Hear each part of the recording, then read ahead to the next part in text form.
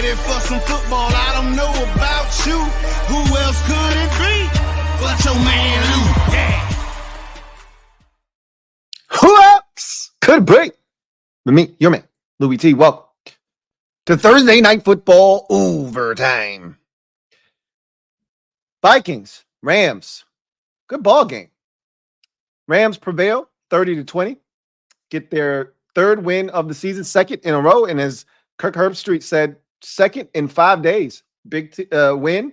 I think it changes the trajectory of their season. They're a game out of first place. A half game out of first place, essentially. Or maybe they're a game and a half out of first place. At 3-4, with the Seahawks being 4-3. Seahawks going to Buffalo. So they play the Seahawks next week. I think this changes everything. Big win. Stafford had 2 touchdown passes coming into the game all season long. 4 touchdown passes in this game. We've seen some extravagant performances by quarterbacks here recently on primetime. Lamar had a 5-touchdown performance on Monday night against the Tampa Bay Buccaneers, and now Stafford, sort of turning back the clock a little bit. I mean, he's an old man at this point, and there were some throws there, that interception. You're asking yourself, what the hell, bro? The miss down the sideline to Tutu Atwell. I'm saying, come on, Matthew. I've seen you make that throw a million times, bro. What's going on here, right? But when they had to have it tonight, the second touchdown is ridiculous, right? That's vintage Matthew Stafford when he was in Detroit. I didn't know he still had that in him. Duck a sack, come out of that wreckage, and find your guy Cooper Kupp in the back of the end zone. The best part of waking up's the Rams, Cooper Kupp. And the most important part of this is I remain undefeated on Thursday Night Football this season. I struggled on Thursday Night Football last season. My goodness. I was losing games left and right last year. I got the juice. I got the pulse. I got a big week coming this week after a disappointing week last week. So this is the way you get the week kicked off. This is how you start it, with a big win. A lot of people probably pick Minnesota. Saw this one coming a mile away. Once I had to get the reassurance that Puka Nacua was going to play. Because as you can see, of the two, Puka's the more valuable of the two right now. All right, that's where Stafford is looking. You could see that's who they diagram plays for. That first 15 that was scripted, how many targets did he get on that first possession? Which makes me think, is Cooper Kupp still available? Is he somewhat, and again, this all depends on the health of Puka Nacua, but is he expendable? We'll talk about that as the night progresses, but if I'm the Rams, I look at the state of their division. I look at my situation. I've already beaten San Francisco this year. Got a chance to do the same to Seattle.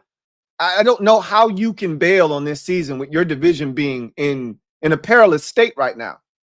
I'm just going to assume that Seattle loses to Buffalo. They could surprise me and do what they did this past week, go on the road and beat Atlanta, right? They could do it again. But the likelihood is they're not, right? The likelihood is they're probably going to lose. We'll see what happens, right? They could win. I don't want to count them out. Buffalo is no world beater, right? They were down 10-7 at halftime to Tennessee this past week. No telling what's going to happen in that game. But I don't think you can bail on this season if you're the Rams. You're, again, 2-5. I think it's a real conversation surrounding Cooper Kupp.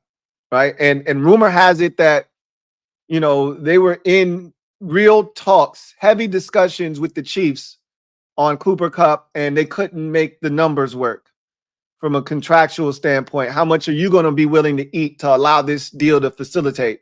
And the Rams weren't willing to do it, and they might have wanted a little bit more compensation than the Chiefs were willing to give up.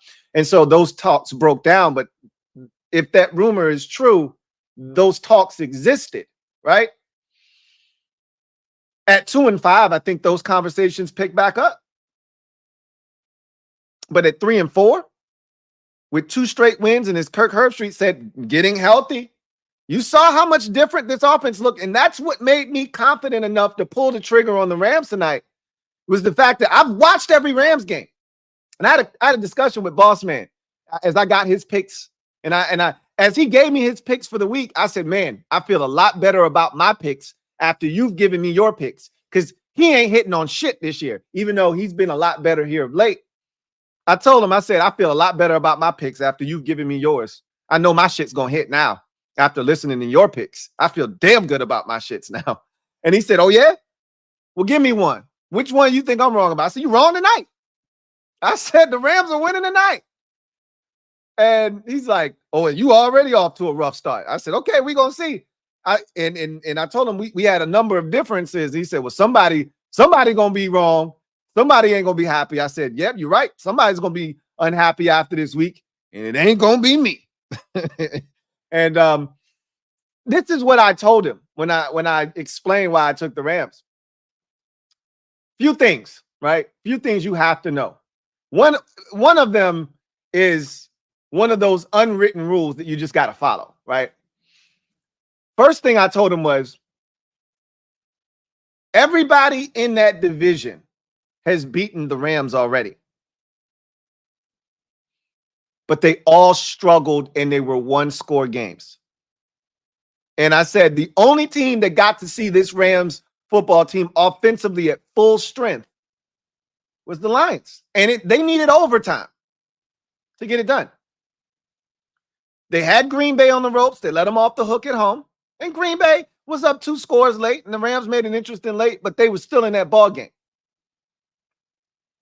They had a chance against Chicago. They just didn't have enough offensive firepower, and they lost that game, by less than a touchdown. I think it was 24-19 or something like that. They just didn't have enough. They probably beat Chicago if they got Cooper Kupp and or Puka Nacua. And I said, somebody's getting got in that division by this Rams team. And it just so happened that the last team to play them didn't have the benefit of no Kupp and no Nacua. I said, sorry, Minnesota. You got the raw deal here. You got the short end of the stick. You got the Rams at essentially full strength, minus the offensive line being, at its best. But they did a great job tonight, that offensive line did. Rookie center, rookie left guard. Those guys stepped in and played magnificent football. All right. That was the first thing. Like, somebody's getting got by this Rams team, because I've watched all the games. They're in these games and they just don't have enough. If you're trying to force feed the football to Tutu Atwell as your best receiver, you got issues. They had issues. But I thought they could overcome those with those 2 guys coming back. That was number 1. Number 2, I love this team, this Rams team, in the primetime window for some reason. They step up. And they don't always win. But when they're at home on primetime, they're an interesting team, right? And we've seen them, the Baker Mayfield game, and Kirk Herbstreit, I think Al Michaels brought that one up. They've had some games where you go, wow, didn't see that one coming. They're pretty good. And look, who am I kidding, right? I'm having a hard time buying Minnesota with Sam Darnold. I can't get over the fact that Sam Darnold has led them to this start, now 5-2 on the season, which is an incredible start. They were 5-0, obviously, prior to the bye. Me and my wife were having this conversation the other day, and she asked me, would I rather have a late bye like the Commanders have or an early bye like Minnesota just had? And I said, it really depends on what kind of a start you've gotten off to in the season. But honestly, you want it in the middle. No one really wants a super late bye. No one really wants a super early bye. Sometimes, like the Rams, in their case, they needed that bye, right? They needed to recalibrate. And look at what has happened since they've come off the bye. 2 straight wins, right? They needed that bye. And in the Vikings case, they probably wanted to just keep rolling, right? That bye kind of put a comma there, maybe even a semicolon, and they've come back. And that sentence just hasn't made any sense since they've come back. But I I'd rather have the late bye if I had to have one or the other. But you want to play good football, put yourself in a position to where that late bye re-energizes you and gives you a charge for the stretch run. That's what you're hoping the bye late provides. I've seen that thing go the opposite way, where a bye late, ended up being the beginning of the end of a team season. I've seen that happen. But I'm not buying Sam Darnold, but you know what? After watching him tonight, I have something to say about him and the Vikings team this year and what I think that could be when we get to the Vikings. But here's the biggest thing you got to know. This is the biggest reason why I pulled the trigger on the Rams tonight. I don't doubt Sean McVay. I just don't, man. This dude's something else, Last year, we left the Rams for dead. Like, not just like dead. Like, bro, it's over dead. Like, you might retire after this year. This shit is so bad, right? Stafford looks old. He's banged up. Look, Nakua's having this crazy season, but Cooper Kupp can't stay healthy. And, Aaron Donald, thinking about retirement. We all thought he was bluffing, and he ultimately did retire. But there are a lot of things going on. And I'm like, you know what? Donald's leaving. No more Jalen Ramsey. Like, might be time for you to go ahead and pack it up too, right? Kind of felt like you all came together. You made all these moves. You won that Super Bowl in 21, and now you're paying the price. And maybe you just get out while the getting is good. And then they go 7-1 down the stretch, and no one can stop Kyren Williams. And they almost go to Detroit and win in wild card weekend, right? That's a 24-23 game. And so I don't ever count Sean McVay out. And then I looked at that division and I said, why not the Rams? And you look at that schedule. Have you seen the schedule? Why not the Rams? I don't know what's going on with the 49ers. Like, obviously, the things on the surface are easy to identify, right? All of the injuries, the whole offseason saga with Brandon Ayuk. He did not look sharp when he was playing this regular season. One good game this year. One good game Brandon Ayuk had this season, and that was in a loss to Arizona. Outside of that, he hasn't looked like the guy that wanted that big contract. And good thing that he got it, because this is why NFL players push to get paid. What if Ayuk didn't get his money and he was playing on a franchise contract? Or what if he was playing on the final year of his deal, right? Look at what happened. Now, what would he have gotten this offseason? This is why players argue to get paid. Because you don't know what the next snap holds for you. You don't know what next game holds for you. But who knows what the 49ers are going to be this year? I mean, they've already lost 2 games in the division, one of which to this Rams team. Kyren Williams is a stud. He continues to be like one of the driving forces of that offense. He's very consistent in what he's able to bring to the table. They're going to continue to work in Blake Corum. He'll gain more confidence as the season wears on. But having both of those receivers back changes everything, because in earlier versions and iterations of this Rams offense, you had Demarcus Robinson as a 1/2 at times. And look, Demarcus Robinson is a good NFL receiver. Don't fool yourself. But he is nobody's 1. He's nobody's 2 for that matter. The best Demarcus Robinson can offer you is being your third option. And that might be pushing it, but I think I would be comfortable with him as my third option.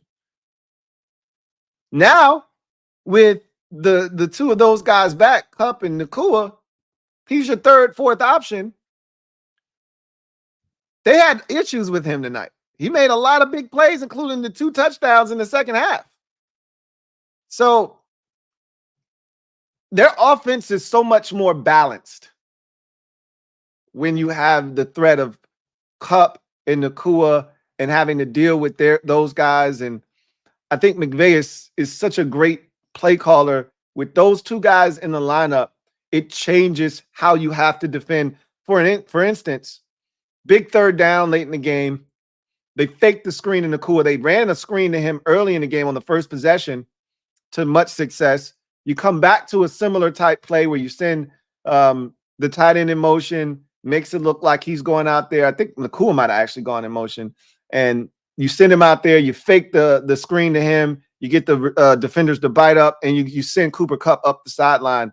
Beautifully executed, great throw by Stafford, way to attack and track the ball by Cooper Kupp.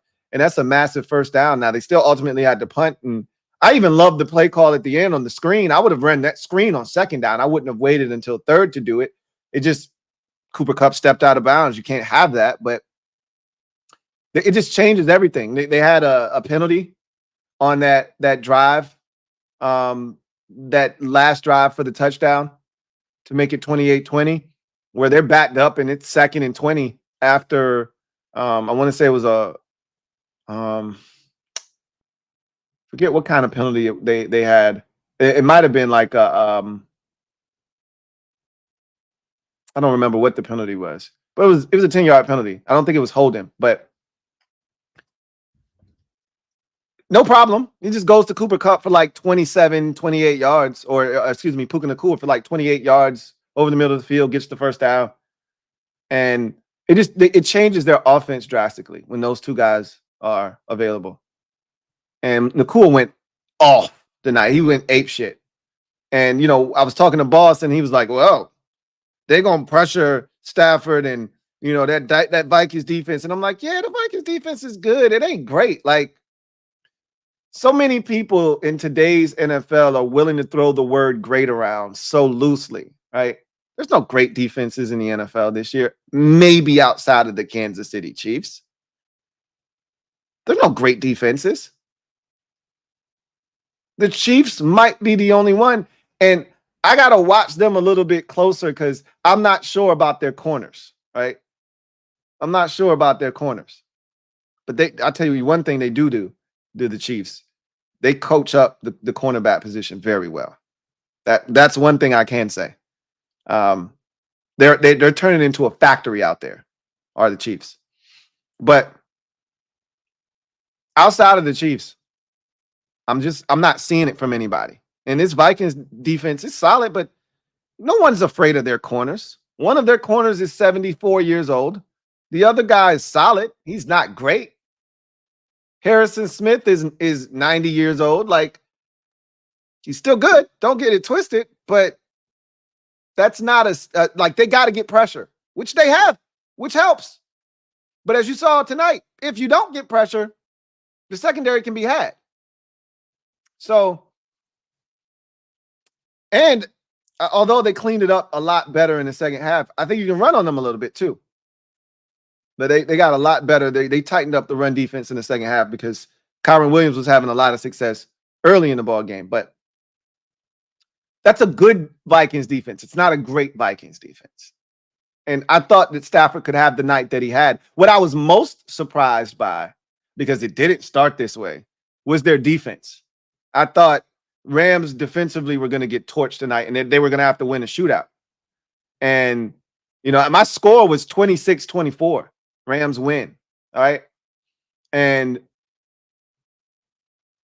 I thought that we'd see the two teams kind of trade some early blows and then settle in, which is what happened. But I didn't expect two touchdowns, and then settle in. I got nervous after the second touchdown. Like, oh, shit. Can they get a stop? And if not for penalties by the Vikings, I don't know if they get derailed early. They had it rolling. Darnold hit his first 8 or 9 passes before he had an incompletion. So I wasn't sure they were going to be able to stop him until the penalty started. And that's what kind of bogged them down. It's the same thing that bogged them down a little bit last week against Detroit. And it happened again this week, and needed it big time because the Rams were struggling. And that's an understatement defensively to start. And I said, oh, shit, that might be their undoing tonight, is they can't get a defensive stop. And I said, there's no way that they're going to be able to keep up this pace scoring. They're not going to keep scoring on the Vikings every possession. Now, I don't think the Vikings are elite defensively, but they're not going to sit here and let you score, 5 or 6, touchdowns. They're not giving up 38 points tonight. They're not giving up 33 points tonight. So, like, you either got to start getting some stops and show some sort of defensive backbone and some sort of resistance, or you're not going to beat the Vikings tonight. And luckily enough, because I've seen Minnesota put belt to ass to teams and blow the doors off. Now, again, they let Green Bay come back, almost steal that one from them, right? I've seen them give up some things, which is why I said their defense isn't great. But I've seen them, make it tough on teams by putting up points and really putting them in a tough position. And I was proud of the Rams defensively for stepping up and not allowing that to happen. And I was a big Jared Verse guy coming out of FSU. He doesn't have like this complex, diverse tool belt. It's all power.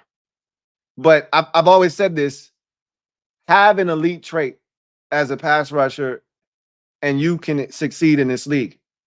Because off of that, there are other things you can do, but just have something that you can go to and win with.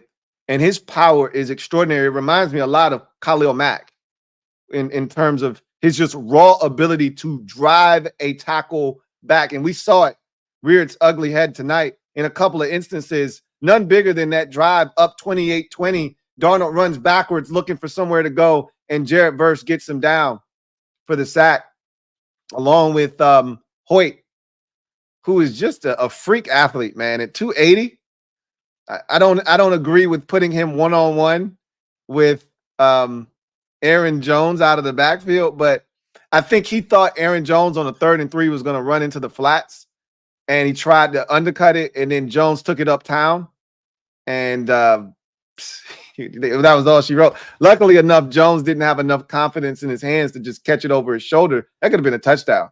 I don't think he needed to jump in the air and do all of that extra stuff. I just don't know if he trusted himself to catch it without doing all of that, but whatever, man.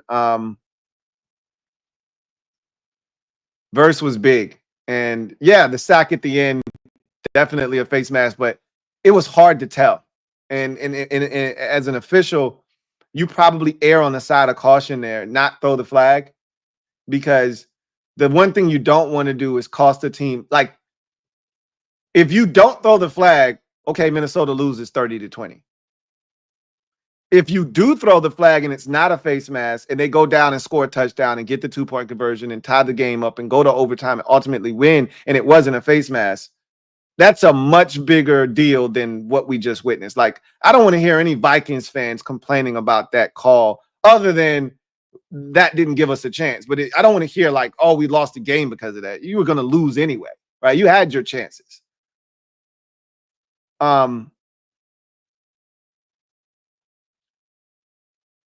They got pressure when they needed to get pressure. And they weren't terrible against the run. Again, they showed flashes throughout the course of this season. If you watch them, despite the ineptitude of their offense, their defense gave them a fighting chance in most games outside of the Arizona Cardinals game. Their defense is giving them a fighting chance every single week. And their offense just has not been up to speed, which is a reason why I felt like they could win this game. And you saw it again tonight. It did not start well. It did not start well. And I said, oh my God, Justin Jefferson might go for 2 bills tonight. Because the first 2 possessions, especially the first one, they had no answers. I'm like, you guys got to come up with a better plan here. Like, he cannot keep getting open. So luckily enough for them, they were able to shut that faucet off. They were able to get a little bit of pressure on Darnold. They were able to kind of slow the run game down, not make that a big part of the operation, and force Darnold to have to beat them. And he wasn't able to do it. And then you sprinkle in some untimely penalties, which they had a bunch of them, did Minnesota. And credit to the Rams for taking advantage. Big 4th down conversion. I was really nervous there because I'm like, I thought this game was going to come down to one of those fourth downs. And all it would have taken is them to not convert one of them. And they were able to convert on the I was nervous because the first time they were in like a 3rd and 2 or so. And I'm like, I really don't want them to be in like a 4th and 1 type situation, even 4th and 2. It might entice Sean McVay to go for it. The beauty of what happened was they had a false start penalty. And they had some issues, did the Rams, with getting the play calls in and, getting out of. I don't know if that was Stafford, if he was having trouble communicating with the sideline and his helmet or whatever, but it was, especially in the first half, they had so many issues. And then they had another penalty late in the game that they keep. I felt bad for Alaric Jackson because I'm like, bro, they're killing you over there, and this is not your fault. You're timing up the snap with the play clock. You can see the play clock. It's at 0. They got to snap it, and you're trying to, go with that. And they're not snapping the ball. And so you're getting penalized saying that your false starting, but they're not getting the snap off. But that penalty made it 3rd and 7. And I was so thankful because I was like, I don't want them to go for it because I didn't think they would get it. And then that 4th down and 1 was a huge play. I think at that time it's 21-20. And you don't get that. You're just past midfield, so you're in Vikings territory, but not by much. All they would need is a field goal. Their kicker, Will Reichert, hasn't missed all season. He thinks he's back at Bama. So I'm like, you got to get this, and he got it, and then they ultimately went down. And or it might have been at 28-20 when they did that. I think it was at 21-20 though, and they ultimately went down, scored the touchdown. But that was a big play, right? Obviously. So their defense got a big stop. That's a big drop too. Let's get to Minnesota. A big win. We'll come back. We'll circle back to the Rams. There are a couple of big game-defining plays in this game that hurt the Vikings. The first one is first of all, they had a couple of big penalties on that second scoring possession after they had taken a 14-7 lead. They gave the Rams a first down on 3rd down twice on that drive, including a pass interference on Cooper Kupp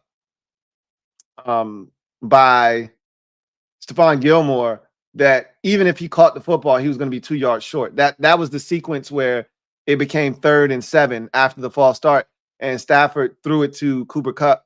He would have caught that thing 2-3 yards short of the sticks if he wasn't. Now it was clearly pass interference. He did not track the football, face guarded him, ran into him, and it was the correct call. But that it was unnecessary because he wasn't going to get the first down even if he caught it. And then ultimately, you had him, right? You had Stafford on the 3rd down and goal, and you let him duck a defender. He eludes one guy, ducks another guy, and finds Cooper Kupp in the end zone on a 3rd and goal. So, those are big plays. Obviously, 3 versus 7 is huge. And then I thought the biggest play of the game was the Jalen Nailor drop in the red. That was a touchdown. Darnold makes an incredible play to step up in the pocket, step through, scramble. He could have run if he wanted to, but he made the right decision. He sucked those backers up. Nailor's in behind them. If he catches that thing, Darnold throws a perfect ball leading him up the field. He's going to walk into the end zone, and he drops it, right? I mean, you want to win or not? That's the difference between winning and losing. Kicking a field goal there. That game was 21-17 at that juncture. You take a 24-21 lead. I'm not saying you're going to win the game, but you're in the driver's seat at that point because now defensively you've got confidence and you say, hey, let's go clean this thing up. Let's go finish this thing. Let's go get this win. Down 1 versus up 3 feels totally different. And that was a big drop. It really, truly was. And then that Darnold sack on that possession down 28-20, when you had gotten that big play to Oliver to kick the drive off, That was massive. And he ran backwards a pretty long ways, and kind of made it a almost impossible third down, 3rd and 21 at that point. So there were some big plays, a couple of big sequences, some big time penalties at some inopportune times that really hurt Minnesota. But also you got to credit the Rams, right? You got to credit the Rams for their ability to make plays. Like, Stafford missed a couple of opportunities. It could have been worse, right? And, when the opportunities did present itself, Stafford hit for the most part. It's an incredible throw to Demarcus Robinson on the first one. What I was probably most disappointed with, if you're a Minnesota Vikings fan, you want me to tell you where you lost this game, is you didn't get any pressure. This was a line that you had to think you were coming into the game to take advantage of. With all the shuffling pieces, with all the injuries that they had up front, I don't care that those two receivers are back unless you're going quick game. And they were early, right? You could see the game plan early. Hey, let's get it out of Matthews' hand quickly. But after that, he was dropping back 5 steps. He was dropping back 7 steps. And he was able to get to the top of his drop, set, go through. I mean, there were times where he read one side of the field, came all the way back across the other side, and then came back again. Like, he had all day to throw. For one of the teams that leads the league in pressures and sacks, you couldn't tell tonight. And credit must be given to that Rams offensive front, the tight ends and backs included. Because Stafford was kept relatively clean tonight. Conversely, Darnold had pressure on him. And you got to give credit where credit is due. Their offensive line stepped up tonight against one of the best defenses in the league this season, and one of the teams with one of the higher pressure rates in the league, and one of the teams with the most sacks this season, and they've created the most turnovers this year. That's a tremendous job. And the one turnover that the Rams did have, that's on Stafford. He was protected. He had plenty of space to step up and execute and a wide open throw to Demarcus Robinson on the bench route. And he just missed for no reason. So, gotta give credit where credit is due. But I do want to say this about the Vikings. I keep waiting for Sam Darnold to make that back-breaking mistake, right? The monumental, game-changing mistake that we've all come accustomed to Sam Darnold making. I keep waiting on him to look like Sam Darnold. And what I've come to because this is why I've gone against Minnesota so many times this year. And most of the time, I've been wrong, right? It's only here recently that I've said, you know what? I put my hands up and say, you got me. You got me. All right. But tonight wasn't one of those nights, obviously. And I didn't pick him last week either, because I keep waiting for Sam Darnold. Now, granted, last week was more about Detroit, less about Minnesota. This is more about, hey, I believe in Detroit that much.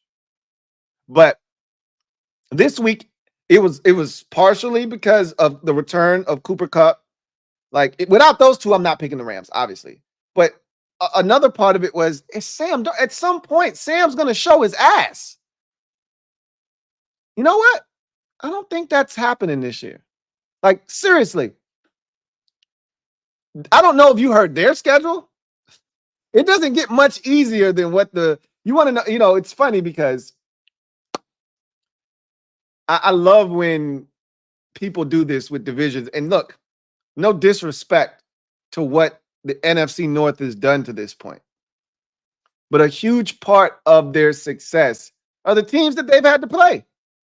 The NFC West sucks this year. They're playing that division. And the AFC South is the worst division in football to me, no matter what happens. I'll take my chances every week playing against Indy, Tennessee, and Jacksonville. Let me have them. Let me add them, right?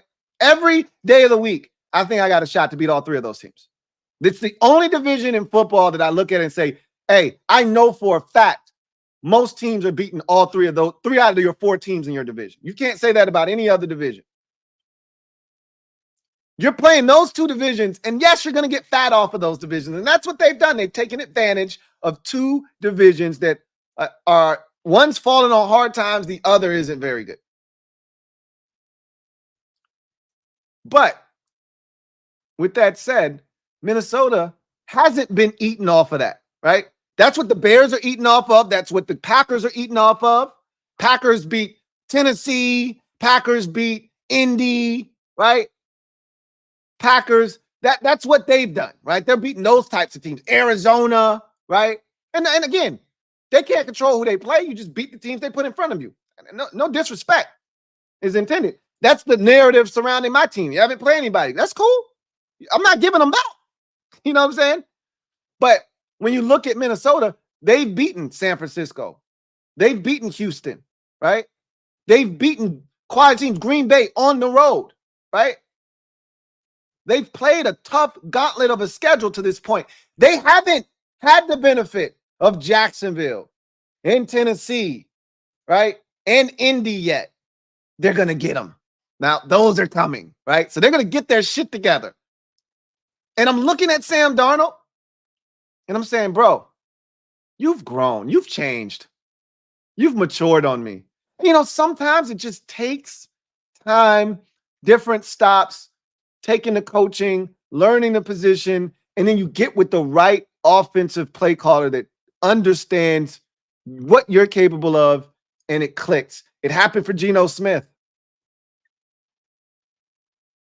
We're watching it with Sam Darnold. I think Sam isn't making a boneheaded decision.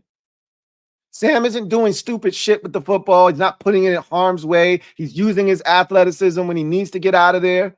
That play to Jalen Nailor, that should have been a game-changing play to help Minnesota try and win. And Nailor just flat out dropped it. That's a great play to step up and step through, to put pressure on those linebackers to have to come up and then hit Jalen Nailor. That's gorgeous, man. Sam, 2 more touchdown passes, no interceptions in this game. The ball was never in harm's way. Not one time did I go, oh, you were living dangerous there, buddy. Not one time. Even when he took sacks, I'd rather you do that. Let this defense play. They've been awesome all year long. Just don't do anything dumb. And he's not. This feels real Case Keenum-ish, 2016, right? Or is it 2017? 2017. This feels real Case Keenum-ish, 2017. It really does. Except Case Keenum wasn't a first-round pick. Except Sam Darnold has real NFL talent, like high-level talent. And Kevin O'Connell might be the offensive coordinator that can get it out of him. And you know, this is the tough part, because Geno Smith found a destination where he could be the guy, right? It took Russell Wilson to get injured and Geno to play well, and for them to say, you know what, Russ is on the downswing. Let's move on from him. And Geno, we're gonna give you the keys. A little different situation here because Sam is just supposed to be a stopgap. They got a young fella that they're going to turn the keys over to probably next year in J.J. McCarthy. They got a youngin'. We'll see how far this thing goes with Sam. Could he be the next Baker Mayfield to revitalize his career, settle in? You know, Baker took advantage of the opportunity in Tampa and then got an extension there. I don't see that happening with Sam because of the presence of J.J. McCarthy. But could Sam take this opportunity? Like, if it look like, for instance, a team like the Raiders, right? Let's say you win 7 games this year. And I'm looking at the Raiders, and I don't know how in the hell they would get to 7. They're not a good football team. But if they just leave Gardner Minshew in, trust me, without the yo-yo and shit, which I just don't know if Antonio Pierce has the stomach for that or not. because he's going to make mistakes. You got to live with that. But if you're willing to take the good with the bad with Gardner Minshew, you'll win 6 or 7 games, and you're going to be out of that quarterback neighborhood that you need to be in. Signing Sam Darnold isn't the worst thing in the world if he continues to play as well, but you got to find the right coordinator to really get the most out of him. Right? You can't just throw any Joe Schmo back there and say, hey, Sam played well last year. Make it happen. But another team that would be interesting to take a look at would be Cleveland next year. I mean, you can't afford to pay a big-time quarterback. And with the way their season is going, you'll probably be in prime position. I don't know what their draft capital situation looks like. Do they have their own first-round pick after all of the draft capital they gave up to get Deshaun Watson? I would assume that they finally got their own first-round pick this year coming up. But if they don't, Donald isn't going to cost you a ton, you would think. I just don't know if you can afford another contract with the quarterback unless it's a rookie one if you're the Cleveland Browns. But those are the types of teams, right, that you look at and you say, man, Sam Darnold not half bad, man. I don't know. He's playing really well. And I don't think this is a mirage. I think Sam's legit this season. And they're going to be in the mix. I mean, let's take a look at this. Let's take a look at this schedule. I'm telling you, they about to bounce back. Like this is the Vikings upcoming schedule. Somehow NBC decided to flex the Vikings and Colts into Sunday night. Don't ask me what the hell that was all about. I'm pretty sure they wanted another game and the network told them, no, you can't have this game in particular. And so they had to settle for Colts Vikings. That sucks, but they're going to win that game. They got the Jags the next week. They have the Titans after that, right? And then they play the Bears, and then they got the Cardinals after that. Like, again, they're going to get into divisional play as they get deeper into the season, but unlike the other teams that have used up their get out of jail Jags card or their get out of jail Titans card or their get out of jail Colts card, the Vikings haven't used any of those. That's why they have a legitimate shot at still winning this division, although Detroit is really good, right? They're going to finish with I think they're going to finish with a better record than either the Bears or the Packers because those teams got their records based off of playing the little sisters of the poor. The Vikings did not. The Vikings have yet to use those, get out of jail free cards. They need one. They're on a 2-game skid. So that Jags get out of jail free card couldn't have come at a better time. And then after that, right, just as you're getting your swag back, hey, take another one, right? Here's your Colts one first. Use the Colts one. That's going to be the toughest of all of them, right? Use your Colts get out of jail free card. Anthony Richardson stinks. Here, just stop him from running and you'll be fine, right? The next week, hey, if that wasn't enough, take this Jags get out of jail free card. Here you go. And then after that, here's the best one. Take this Titans, right? That should get you to 8-2 right there. So I like where they sit. And this was a tough one to swallow, but they'll be just fine. As long as Sam Darnold continues to play the way that we've watched him play these first 7 games of the season, they have no reason to think that they won't be one of the better teams in the NFC record-wise when this thing's all said and done. Got to take care of business in the division. They've started that off well by beating Green Bay on the road. Almost had Detroit, had them on the ropes, let them off the hook. You got to take care of the Bears. Got to sweep the Packers when they come to your building the next time around. And if you do those things, you'll be right there in the driver's seat to be, at worst, a 5 seed in the NFC as the first wild card. But I wouldn't count you out of the division, right? Detroit's going to lose some more games. They're not going to win the rest of their games this season. So, anyway, I digress. Let's get to inside the odds. Brought to you by Bet US. Inside the odds.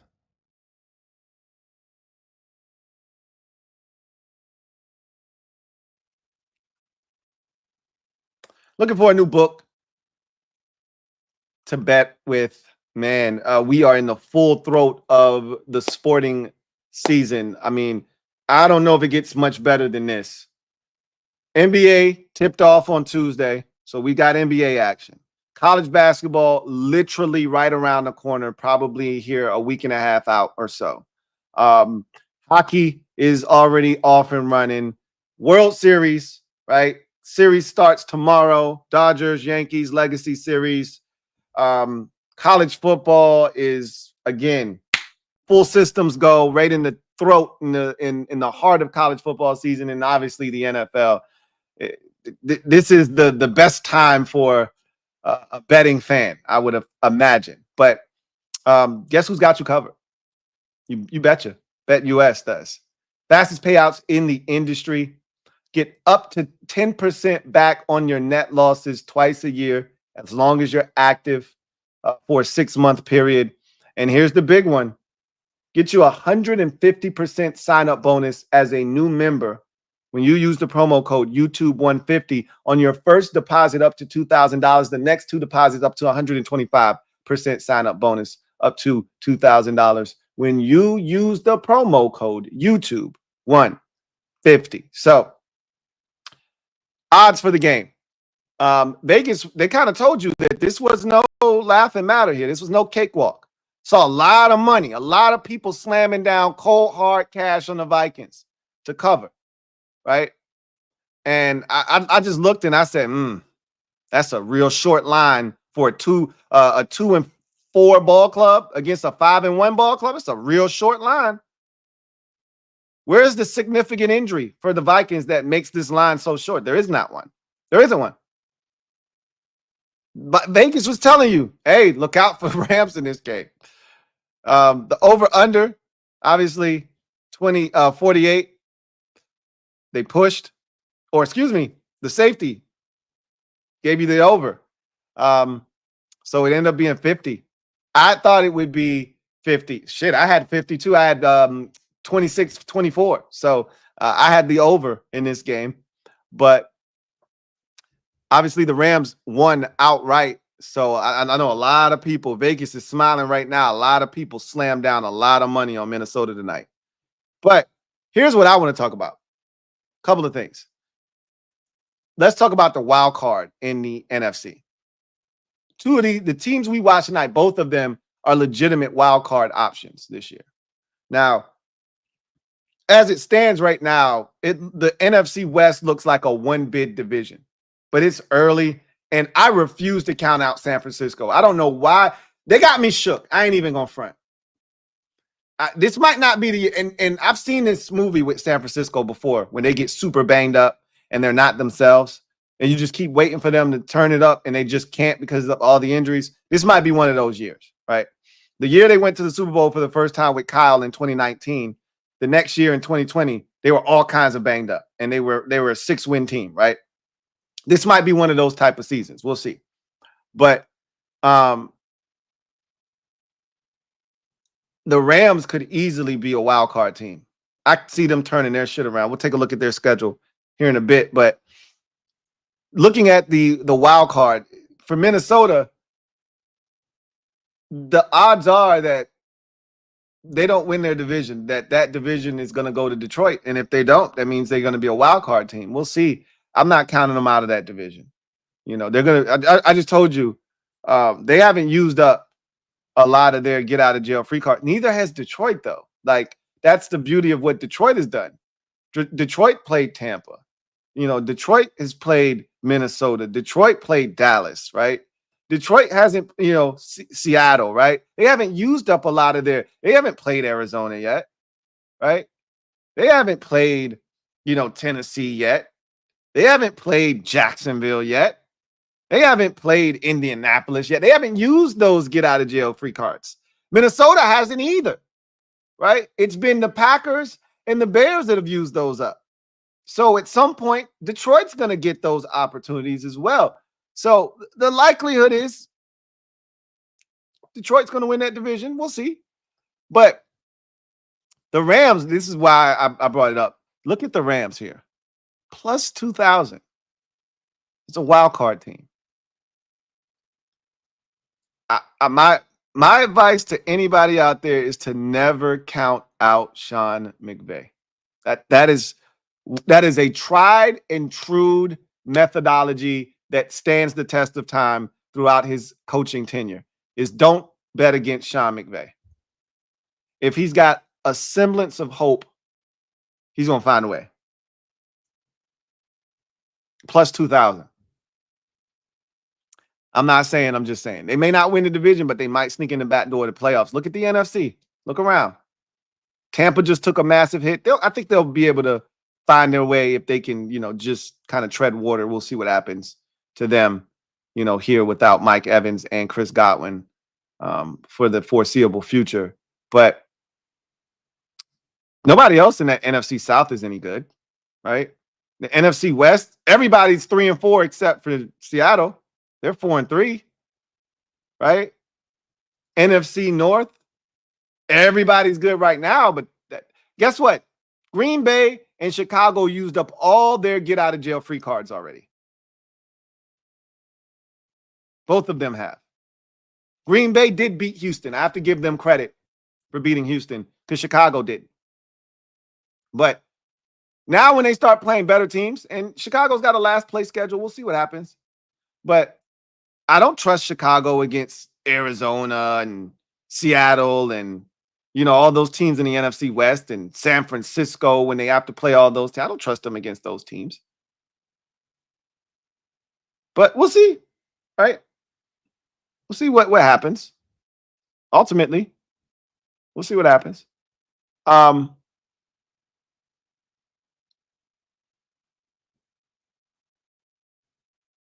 in the East, right? Don't know what's going to happen in the East. Washington looks good. Philadelphia still looks good.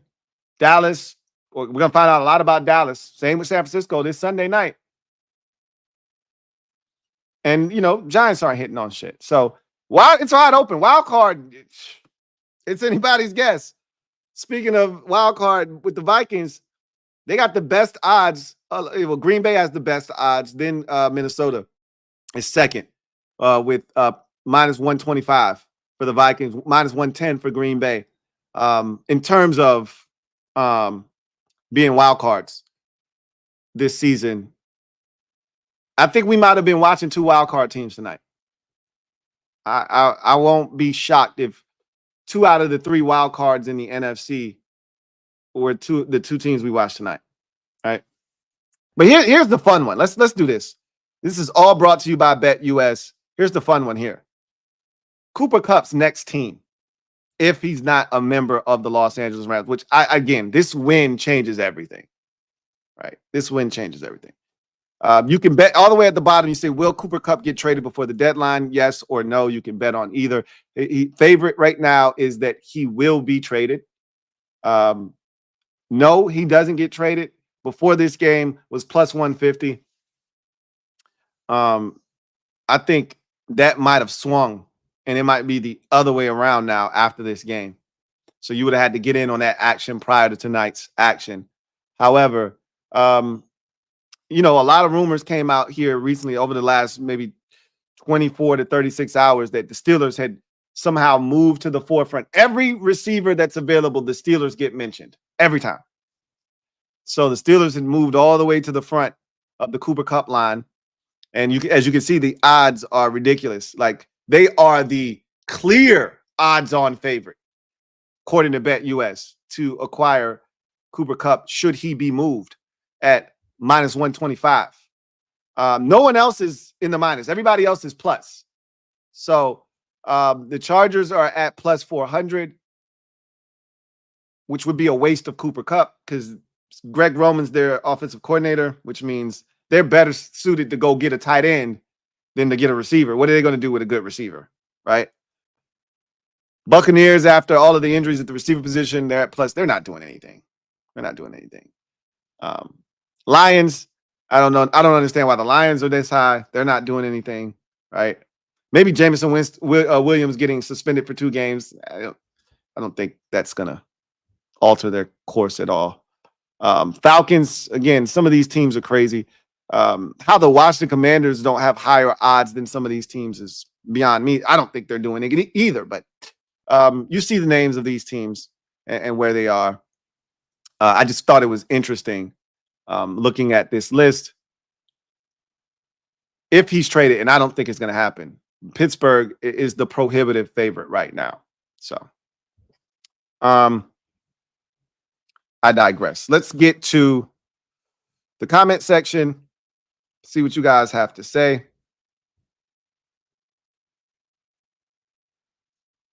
Mab 22, stand up. You are the newest member of the MOBB. Mob, you know what to do. Show Mab some love. Welcome him with open arms. Welcome to the squad, Mab 22. Glad to have you. Swaggy P, thank you for the super chat. Greatly appreciate you. Thank you for being a member of the MOBB. Swaggy P writes, how did the ref miss that face mask on the safety? He was at an angle. You like when they showed the replay, they kind of showed it from his vantage point. It was hard to see.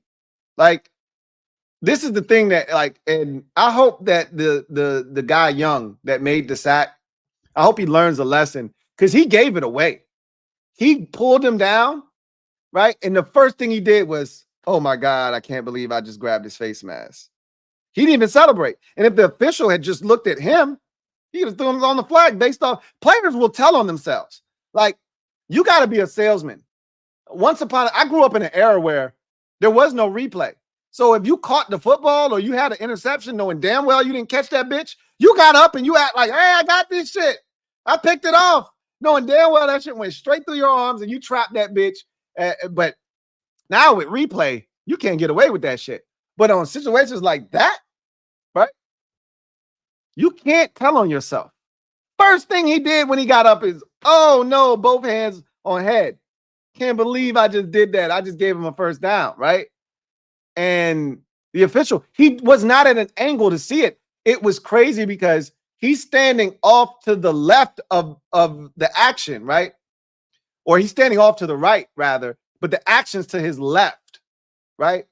So that face mask happened, and the way he pulled him towards the opposite direction of that official. It would have had to have been an official from the opposite side of the field, and they're looking at their own different things, right?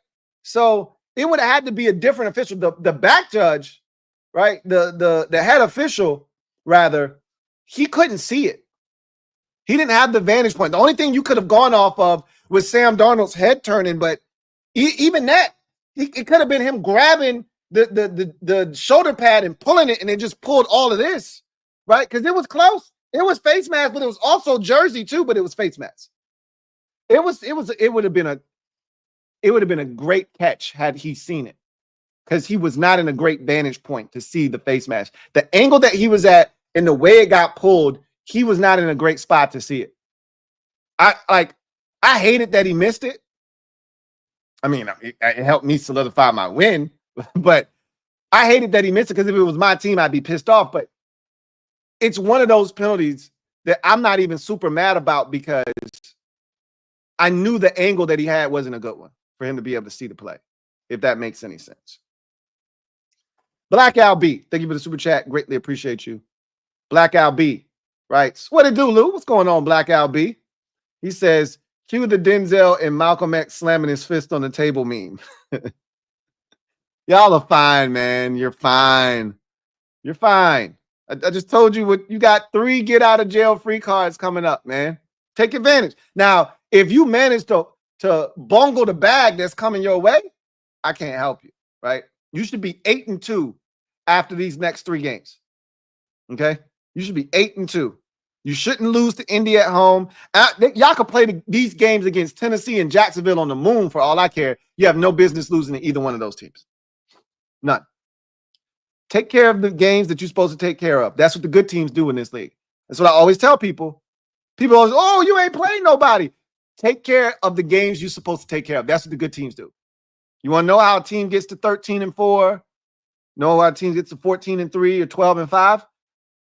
Go look at the ledger. I guarantee you there's a lot of teams sub 500 that they beat. Take care of the ones you're supposed to, and you'll be just fine. You just let one slip. But this ain't your average run-of-the-mill 2-4 team that showed up tonight. I guarantee you this Rams team isn't 2-4 if they had been healthy with Cooper Kupp and Puka Nacua all season long. I guarantee you they would have beaten the Bears. They probably would have beaten the Packers, right? They would have won one or two more games prior to the night. You showed up and you didn't get the benefit that the Bears got, that the Packers got, of not being able to get away without playing Puka Nacua and Cooper Kupp. So it is what it is. You're all right. Illiterate Eagles fan. What are you doing? You're a Commanders fan doing that. Stop it. What are you doing? Lou, if Crosby comes available, you taking him? Well, first of all, Crosby's not coming available, right? That's not happening. Their owner has already come out and said we're not trading Max Crosby. So, boop, that's dead. Why you want to know why I haven't talked about it?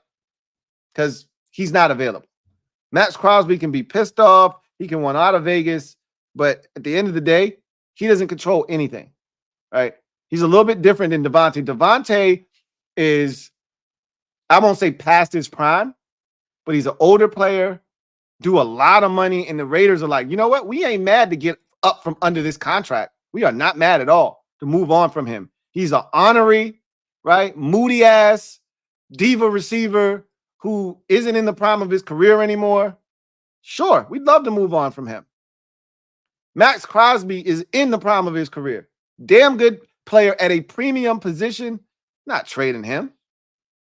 So Max Crosby's not available. You say if he comes available, you want me to do the hypothetical thing. You know what it would take to get a guy the skill of a Max Crosby? You know what it would take to get him? I don't know, but I know it'd be a hell of a lot. The Raiders aren't giving him away. Yeah, I'd be willing to do the deal, though. You know, if you could get your hands on the player. Here's the thing. I don't know if Max does a lot of dumb shit. And one thing I can say about our team is we're a smart football team. We don't hurt ourselves with bonehead penalties. Like you've heard the coaching staff say, I can live with, you know, the pass interference, the illegal contact, the holding. Those things happen, the hands to the face. You don't want it to happen, but they happen in the heat of battle. You know, the Vikings had a bad hands to the face, right? On a third down where the Rams were going to have to punt. I don't think the Rams ultimately did anything on that drive, but it did give them a little bit of space for their punting unit, right? But what I can't live with are the avoidable penalties. And he'll hit a quarterback late. He'll hit a quarterback in the head. He'll pick a dude up and slam him, you know, because he's a wild man. He's Mad Max. 2X. He had a roughing the passer penalty on Sunday against the Rams. And I'm just like, why? Why you do that for? Right? And he quick to put his hands up like, hey, I didn't do nothing. And like, come on, Max. That was as blatant as it gets, bro. That kind of stupidity doesn't sit well with me. But you remove that from the equation, it ain't many dudes in the league doing what Max Crosby does from an edge rusher standpoint and a impact the game standpoint as a run defender. Like I've seen him wreck a game this season. He wrecked the game against the Ravens in that upset win in week 2. He wrecked the game. And there aren't many game-wrecking edge rushers in the NFL currently. He's one of probably about 5, maybe 6. Yeah, I'd trade for him. But again, what's it going to take? You know, and all of that good stuff. But yes, you remove all that aside. If he became available, yeah, I'd be interested. Absolutely. But you got to make sure he fits the culture in Washington too before you pull the trigger on that. Eagles fans are dumb as F. Thank you for the super chat. Greatly appreciate you. Who writes? Bears fans asking who we beat. Nah, who y'all beat? I mean, again, that's an age-old argument that teams try to go to as if you out here playing the best team. Like most teams that have 5 or 6 wins, unless you're the Chiefs or the Lions and you are playing a first place schedule and there are no real breaks in action, like because early in the season, if you're a good team, we want to put you against other good teams because we want premier matchups to kick off our season. That's why you got Ravens Chiefs in the first game of the season. We want to see that. We got Rams and Lions Sunday Night Football. We want to see that, right? Those are 2 good teams, 2 playoff teams from the year before. They're going to put marquee matchups on early. So you don't get the benefit of, hey, let me get a Tennessee to kick off my season like Chicago did. You don't get that benefit. So, you know, and it goes like, again, you look around the league, you know, Eagles fans saying the same shit to us. They haven't really beaten anybody either, right? They haven't really beaten anybody either. But, hey, it's all good, right? It's all good. It's all good. You can say that about a lot of teams this year. Eagles fans are dumb as F. Double up. Thank you for doubling up. Who writes? Our defense isn't great, but if we were to land a player like Myles Garrett, first of all, can y'all stop with this? Why do you do that to yourself? I'm not a big play the what if game. Like, I try to be realistic. There's certain guys that are like Myles Garrett isn't available via trade. He's not. Max Crosby is not available via trade. He's not. Harold Landry probably is available via, like, be realistic. Zadarius Smith, you're talking about the wrong Browns player. Zadarius Smith probably is available via trade. Like, be realistic. There's no blockbuster deal coming. And if it is, I will offer up a massive double O when it happens. The Browns might be punting on this season, but they're not punting on their franchise for the next 5 to 7 years. In their mind, they're saying, we get us a quarterback and we can go right back to the playoffs next year. But not if you trade Myles Garrett. You're not. They're not trading Myles Garrett. Just like the Raiders aren't trading Max Crosby, right? Do you think that immediately makes us Super Bowl contenders? Yes. Yes, it would. Absolutely. It would. Because the one weakness we have right now, and, you know, we still need to see our run defense be consistent, but they've gotten a lot better here over the last month. But the one weakness that we feel like we have is the ability to cover on the back end. You get a Max Crosby or you get a Myles Garrett, and they're going to make the guys on the back end look better. So, yes, it would make us Super Bowl contenders. Like I said, there aren't many moves that you can make that will be needle movers at the trade deadline. Those are needle moving moves. But in order for the needle to move, there got to be 2 teams willing to come to the table and get to some sort of agreement. And then you got to be willing to part ways with what it's going to take to make that happen. But the first part of that equation is the team on the other end of the phone has to be willing to even listen and entertain. And both teams aren't willing to listen and entertain. So that's one of the hardest positions to find game-changing players at. You don't just trade those away. But yes, we would be Super Bowl contenders, to answer your question.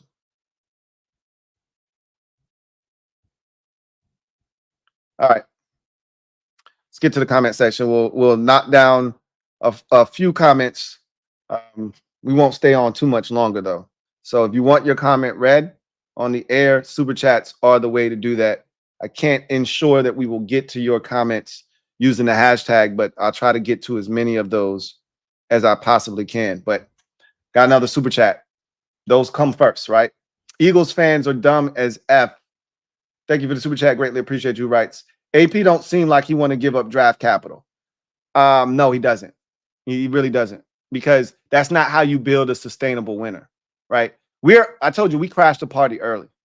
And just because you got there early doesn't mean you all of a sudden go all in, right? Because going all in means, hey, we're right there. And we're not just right there. Like sometimes, and in football is different because in other sports, it really takes experience. You need those battle scars to really understand how to navigate postseason play. Not in football. You just need to be hot at the right time. And so while you could add a player or two that can help you, we aren't one or two players away. Unless it's an elite player, as you mentioned, one of those difference-making edge rushers or a shutdown corner, none of which is available this time of the year, right? Again, that's not something that teams are just willing to part ways with. Oh, yeah, our best corner, Denzel Ward. Yeah, here, have Denzel Ward. We suck this year, but we have no chance of being good next year, so we'll give you Denzel. This ain't baseball. This ain't basketball where the Detroit Pistons have been rebuilding for 27 years. Like, they haven't been good since the days of Chauncey Billups, Rip Hamilton, and Ben Wallace, right? So every year they're willing to part ways with this guy or that guy. Like, it's cool. This is the NFL. The Browns could be 12-5 next year with the right quarterback. I'm not trading you my best corner or my best edge rusher. So it's less of AP don't want to give up draft capital. It's just got to be the right deal. I think he's willing to part ways with a 4 or a 5 or a 6. I don't think somebody told me we don't even have a 6. I don't think we have a 6. But I think he's willing to part ways with, a day 3 pick. But he wants all the picks he can get because that's how you're going to build this roster the way you want it to look and to do it in a manner that keeps your cap situation healthy.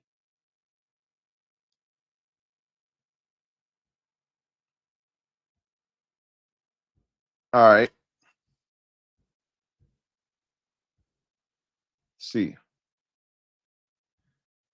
Samuel writes, remember in 2016, the Vikings started 5-0 with Sam Bradford after Teddy Bridgewater got hurt.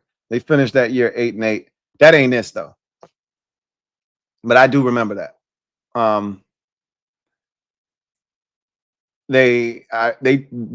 just remember because I remember from the Eagles' perspective too, because Bradford was going to start. That was Carson Wentz's rookie season.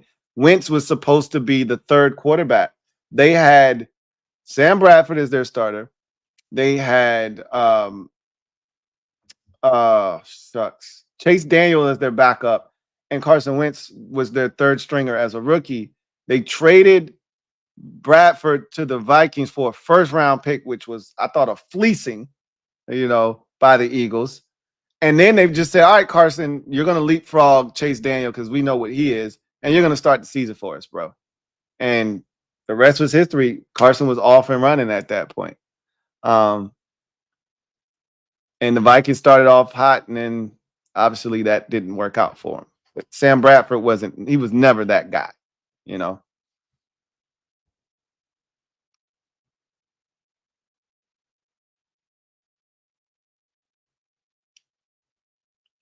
Metaphor says, getting the dub with the Rams, surprising Cup and Kuna Matata both played. I think most people were following that situation and monitoring it closely, but those guys make a massive difference, clearly.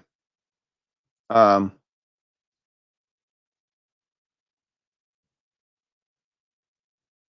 see.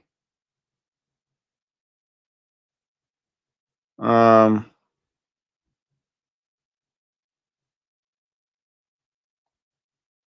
see if we got any more comments. If not, we can get out of here.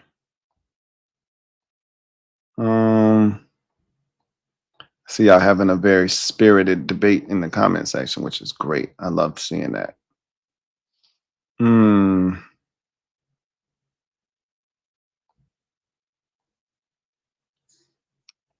Nick Riley Says those refs suck, Lou. That holding call on Murphy was a joke on third down. Then the no face mask horse shit. I didn't love the Murphy call on third down. I agree with you, but then I felt like you got away with one in the end zone but they scored a touchdown on that anyway. But the first possession of the game, I thought he grabbed Cooper Kupp's waist, in the back of the end zone. They didn't call it. Like, for the most part, I thought this was a well officiated game. I didn't have any issues with it. But that I did agree. I do agree with you. Those two calls in particular were pretty rough. I didn't think that was a big holding. I take that back. I disagree with you. That if you watch it from the other angle, Murphy is literally holding him the entire time, right? Even at the end of the play, if you watch him, he's pulling his jersey. That's what got the flag thrown. He's pulling his jersey, and then he lets it go. And he had such a strong grip of it that when he let it go, the shit hit his back and popped off of his back. Like, he grabbed the shit out of him. Like, they just didn't have the right angle, right?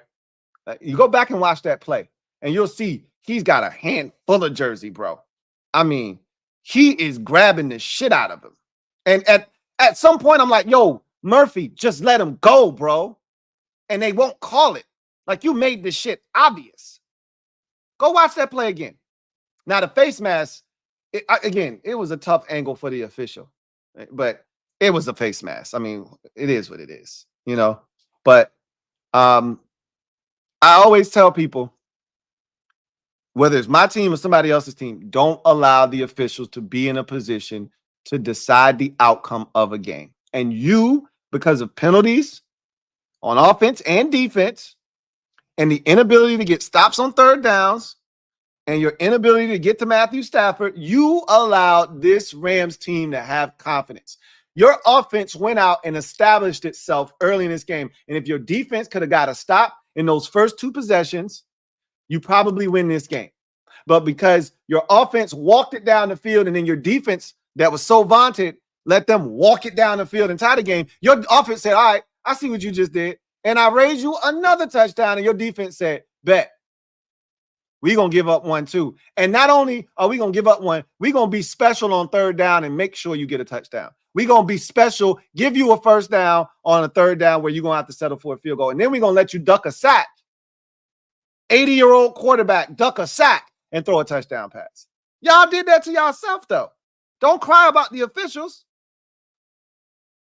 Make plays and take them out of the position to determine the outcome. Human error is always going to be a part of the game. I always tell our fans, the referees screwed us in the Ravens game. That's not why we lost. It hurt us bad, but we didn't make enough plays. Like, you can't put it on the officials. Play better, right? That's always going to be my go-to. You might not want to hear that, but that's the fact of the matter. And that Byron Murphy call, that shit was holding. Watch it again. Watch it again. I'm glad you brought that up. Losing Darisaw on a damn meaningless play before. Again, it's football. Shit happens. That shit sucks. And that one looks bad. That I'm hoping it's not an AC. That looked like an AC, bro. I'm hoping it's just like a sprained knee, significant sprain, a hyperextension, something like that. But anytime somebody roll up on the back of your shit and you start clutching at the knee, I get nervous. And it hurts you in the game because Jared Verse was killing Quisenberry. Just bull rushing. That sack on that second down that made it 3rd and 21 when you were down 28-20, that was all Quisenberry getting blown the hell up by Jared Verse.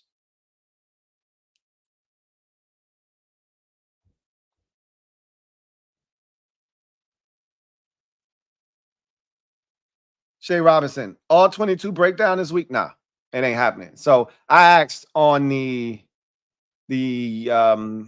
Wednesday episode, that's when they finally put the all 22 out on Wednesday. And I asked in the video, are y'all pressed to see it? And if enough people would have said, yeah, I want to watch the film, I would have done it. Nobody really said, yeah. It was like one person in the comment section said, yeah, I want to see the film. And then my guy Rich was like, I ain't pressed, bro. Like, it is what it is. If you got time, cool. I'll be there, but I ain't pressed. Clearly, nobody else was really pressed because ain't nobody say nothing in the comment section. So, yeah, it ain't going down. Shauna Gang said, how do you feel? Did you see the LB video today? Nah, I haven't seen any video from LB today, unless you're talking about the one he did in his car, talking about Commanders fans. If that's what you're talking about, I mean, I ain't got nothing to say. He said the same shit last night. I ain't paying that shit no attention. Again, that man is threatened. He's been triggered. I love it. We got space now. Before we had no space up here. It was all that shit was occupied by the Cowboys. We got space now. We living in that man's head rent free now. I love it because and he's not alone. And I know I make it 25 times worse with my activities, and I love that too. You know what I mean? Eagles fans have said, man, Louie T makes it hard to like the Commanders. Good. I like that's what I want. I want that.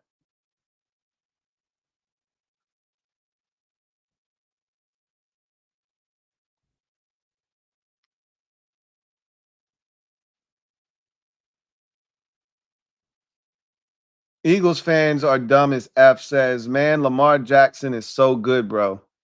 Yes, he is.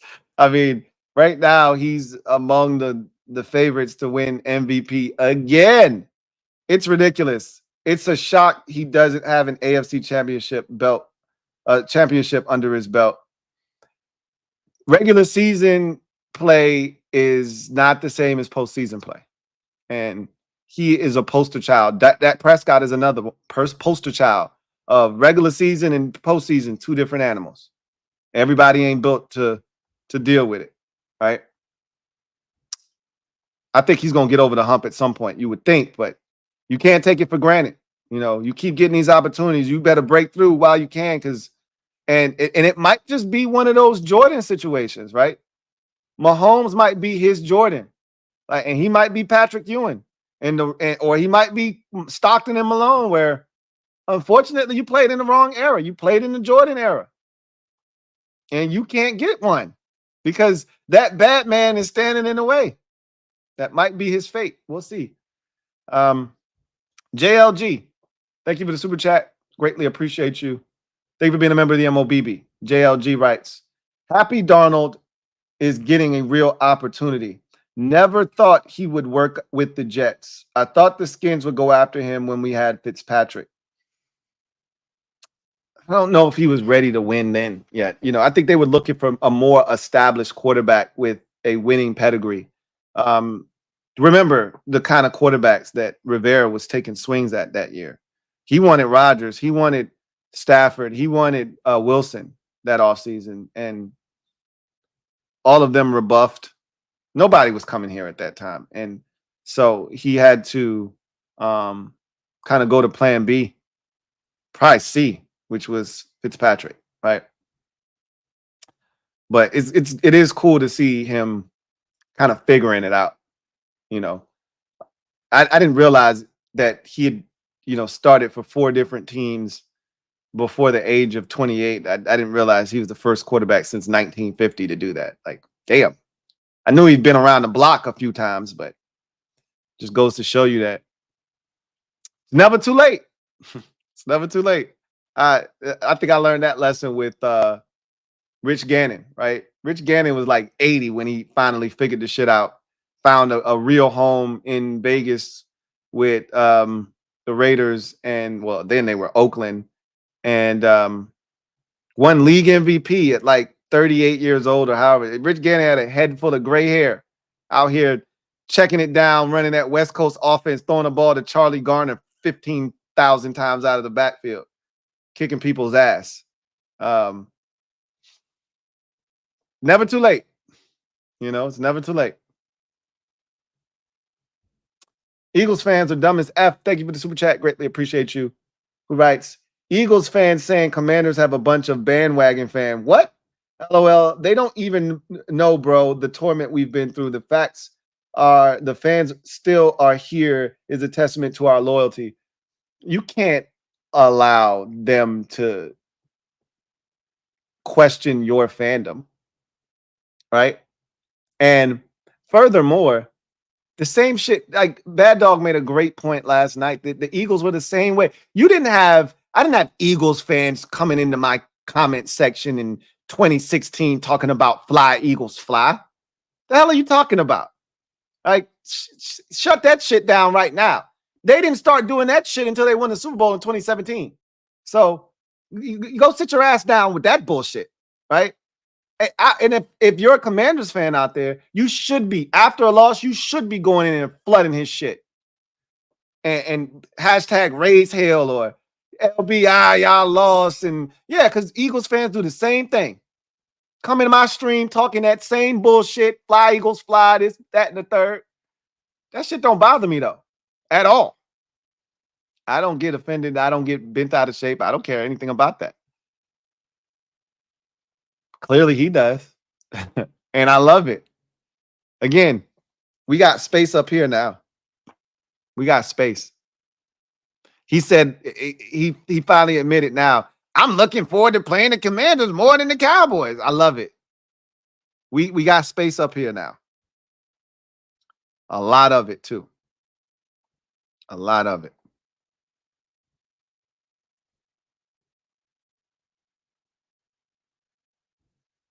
Ray Riz. This will be the last one and we'll get out of here. Imagine Sam Darnold as our backup quarterback instead of Mariota. We did pursue him first. Hindsight, would he be a better backup? No, I don't think so. I don't think he would fit our system. Like, he's not as mobile as Marcus. You would have to fundamentally change what you do. Like, Sam Darnold is not a stiff, but he ain't the athlete that Marcus Mariota or Jeff Driscoll are.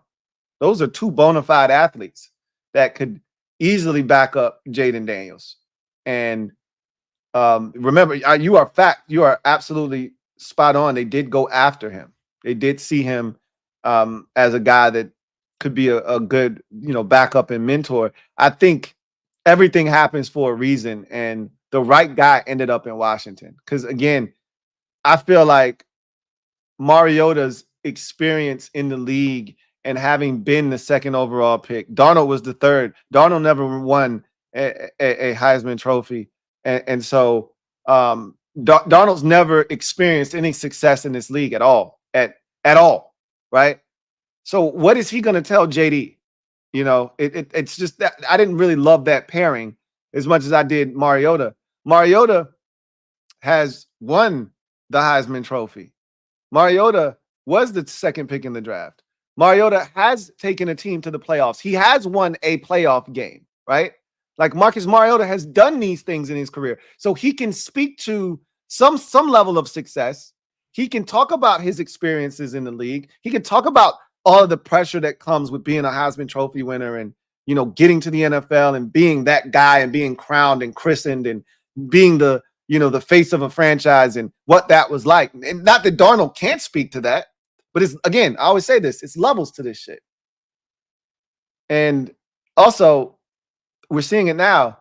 Mariota is the perfect type of backup for the offense that we want to run. And again, we didn't know that. No one knew the Vikings were getting this iteration, this version of Sam Darnold. Nobody knew that. So anyway, I digress. That's going to do it for me, your man Louie T, here on Thursday Night Football Overtime.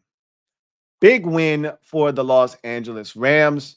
They avoid 2-5 and improve to 3-4. And like the rest of the division, Arizona, San Francisco, all 3-4. They're right there, a game and a half back of Seattle. Seattle could lose on Sunday to Buffalo. And obviously, the other team, San Francisco, could beat Dallas. Arizona, got who they're playing. But Arizona could win, right? And all of a sudden, everybody's 4-4 and you're 3-4, but you're a half game back at that point, and you play Seattle next week. And you already have a win over San Francisco under your belt. So this is a big win. And all of those trade rumors swirling around Stafford and Cooper Kupp, seem a little bit less likely to occur now that they have kind of won 2 in a row here and almost revived and resuscitated their season.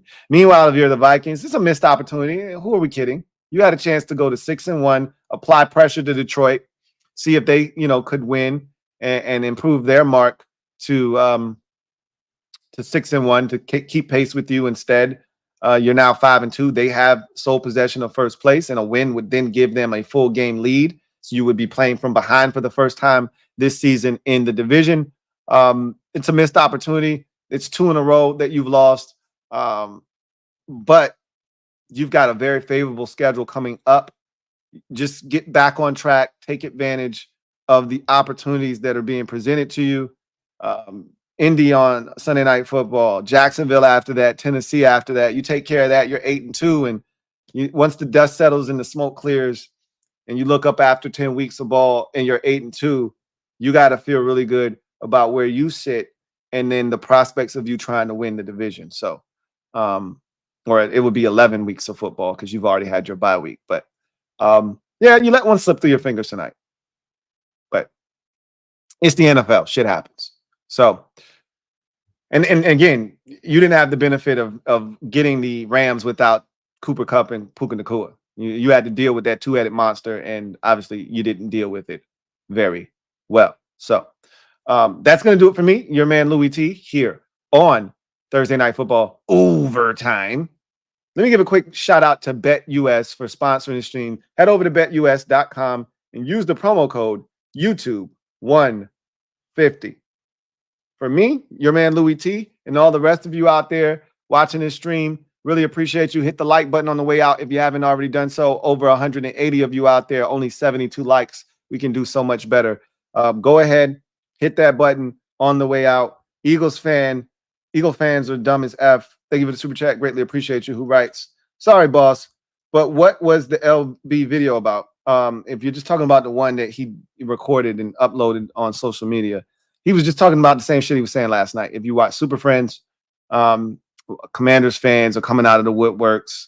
They didn't exist before this season. Yeah, you got a quarterback, but so does every other team in the league. And just being dismissive and pretty much saying that he was essentially trying to call a lot of the fans bandwagoners, like they weren't here before this season. And now that we're winning games, all of a sudden we're coming out the woodworks and they're flooding his channel, his videos that he's doing, and they're commenting and it's getting under his skin essentially. And now he's like, oh, I'm ready.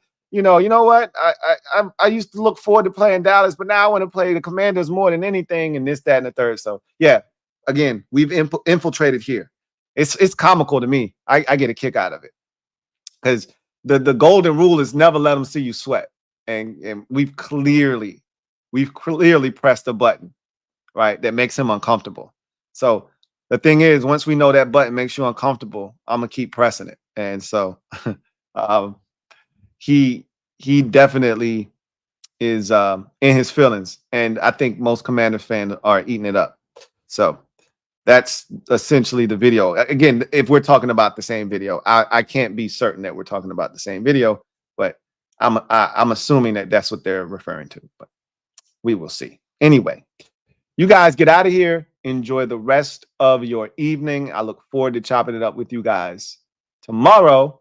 If you're a Commanders fan, there'll be Commanders Nightly News with the keys to the game against the Bears and my prediction. I'll be giving away tickets to a mob member as well. And then the hope is I'll be able to be live tomorrow for a very probably long episode of the Louie T Network podcast, because I still haven't gone through the week 7 slate of games yet. And I still want to do that, even if it's only briefly. And then I want to give you my picks for week 7. I'm off to, or 8, excuse me. And I'm off to a great start. Feel good. Now I got to capitalize off of the fast start by making some excellent picks. And I like my picks this week. I really, truly do. So hopefully I'll be able to get those out to you tomorrow via the Louie T Network podcast. But, all of that is always time permitting. And we'll see if that happens. But anyway, I digress. You guys get out of here. I'll see you guys next time. Take care. Rams get it done 30-20. Move to 3-4 in the season. Meanwhile, Vikings dropped to 5-2. That's 2 straight losses after starting the season 5-2, but they've got a chance to bounce back with their next 3. And the Rams now find themselves square in the middle of that wild NFC West division with this win. I'll see you guys next time. Take care. God bless. Good night.